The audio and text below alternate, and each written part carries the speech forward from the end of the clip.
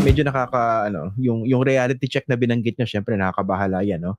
Yung mga Amerikano lang yung talagang deterrent basically in reality against China's further expansionism dito sa West Philippine Sea. So, ibig sabihin, kahit tayo may legal right, kahit tayo may moral right, kahit recognized by the international community except for a few, yung ating panalo sa The Hague noong 2016, that's not deterrent enough to basically keep China at bay dito po sa ating West Philippine Sea?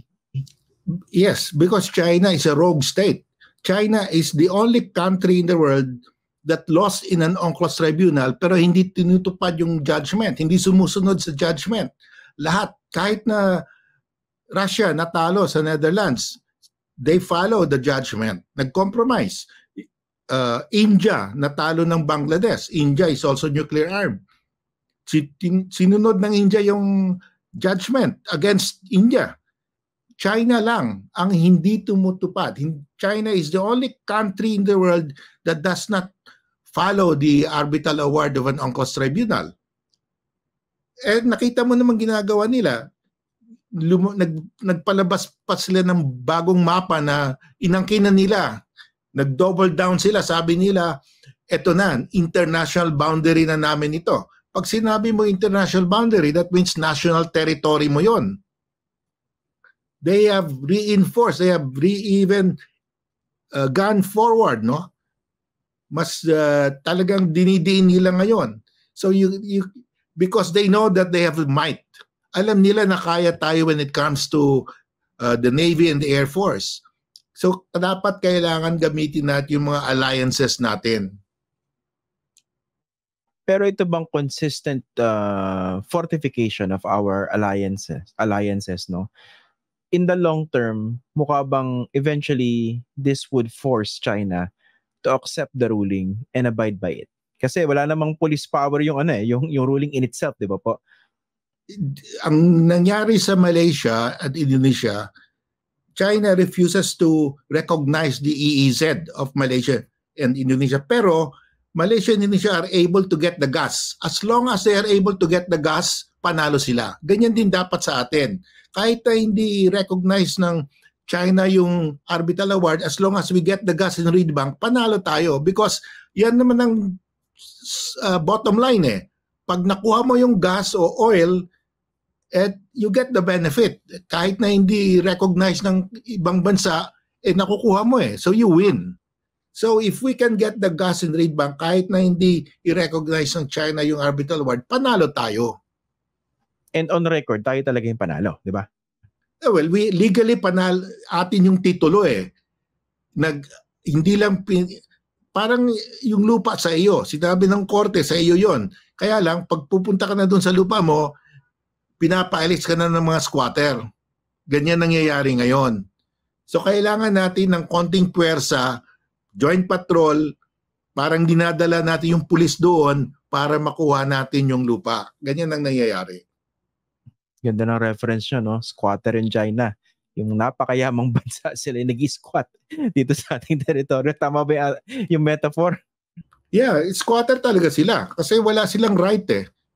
They claim it but they don't have a right. Squatter talaga sila. Okay.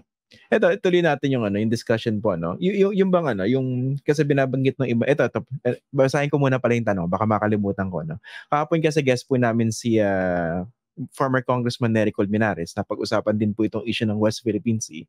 Ang isa pa sa mga binabanggit yung possible solution, demilitarize the entire South China Sea. Lahat daw mag-pull out, including the Philippines. Tapos tinanong ko, pati ba yung BRP Sierra Madre? Dapat tanggalin natin. Kasama raw yun. And then, all claimants start talking. What do you think of that?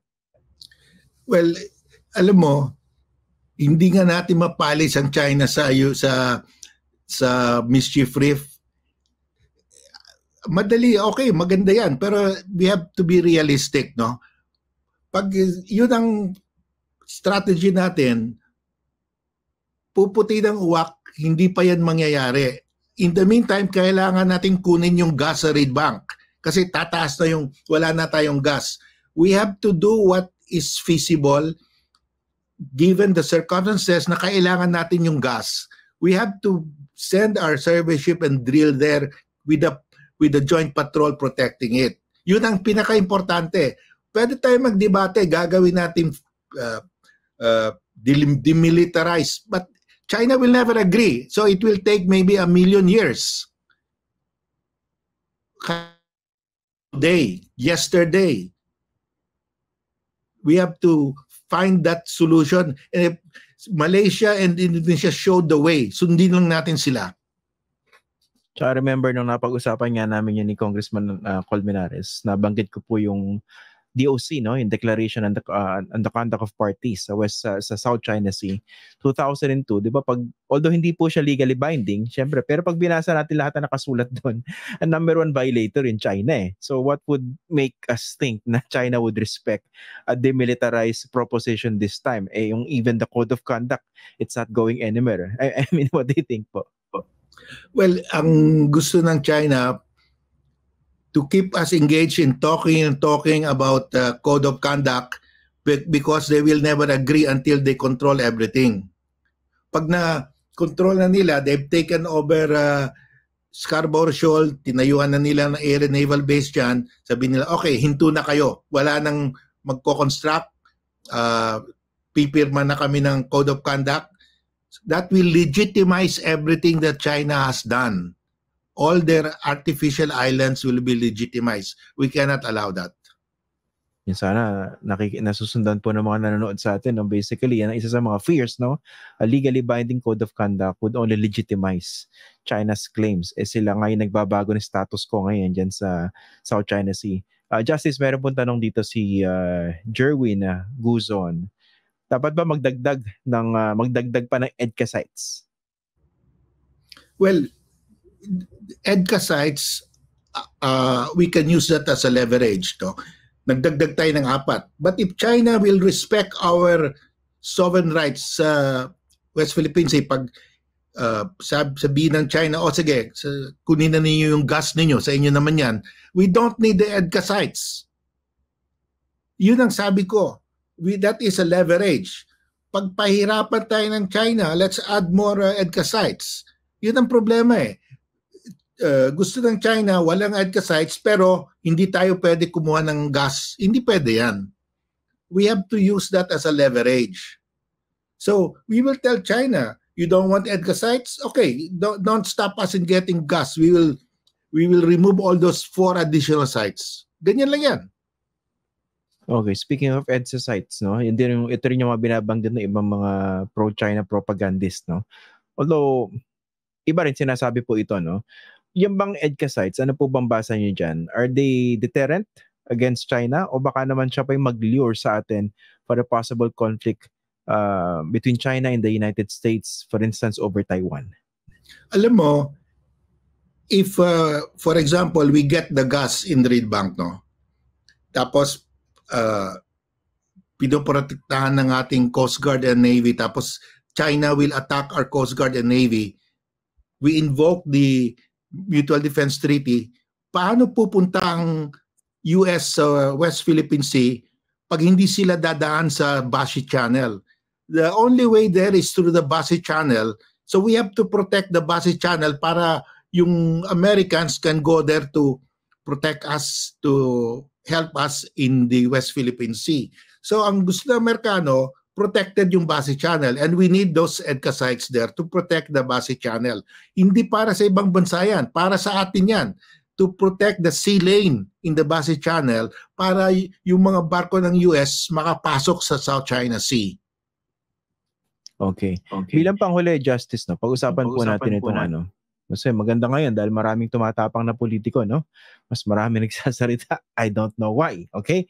Sa Senado, may isang, nabasa ko lang yung balita kanina, isang senador sinasabi, pinag-aaralan na ngayon yung pag-craft ng bagong mapa ng Pilipinas bilang sagot daw dun sa bogus map ng China na meron 10 dash line. Is this a good move po on the part of the Philippines? Yes, dapat noon pa natin ginawa yan.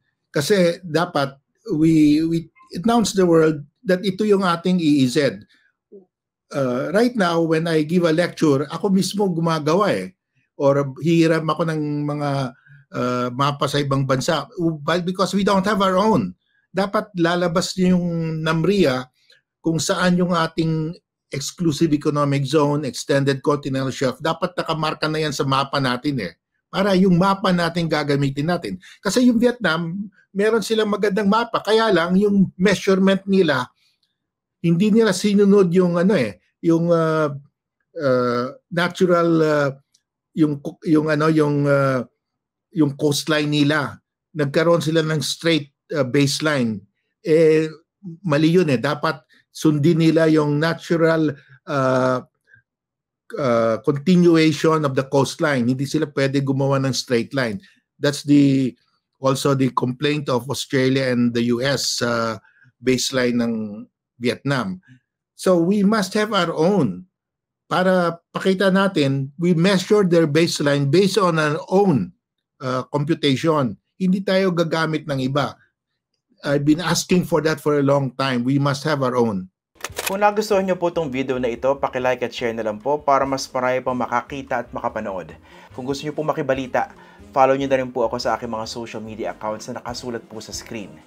Pwede rin po kayo magpadala ng super thanks, super like, super chat at super sticker sa YouTube, saka Facebook stars po.